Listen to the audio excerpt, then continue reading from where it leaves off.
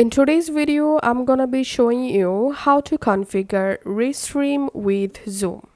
So you want to configure restream with Zoom, so your Zoom meeting webinar goes live to multiple platforms through restream. Here's I'll show you how to do it very easily. So first of all, go to your Zoom app and you can join in a meeting, or you can just create an instant meeting. So in my case, I'm creating an instant meeting.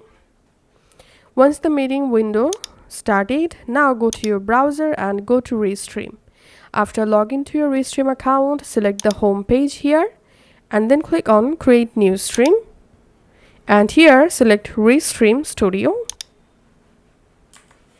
Once you are in your Restream live stream dashboard, here click on Share Screen. Now select Window and select your Zoom meeting window here and click on Share. And as you can see, I've successfully added my Zoom meeting window to my Restream.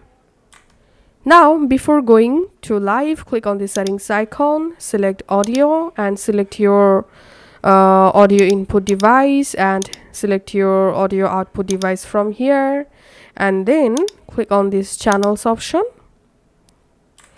Click on add channels and then go ahead and connect those accounts in which accounts you want to live stream your Zoom meeting.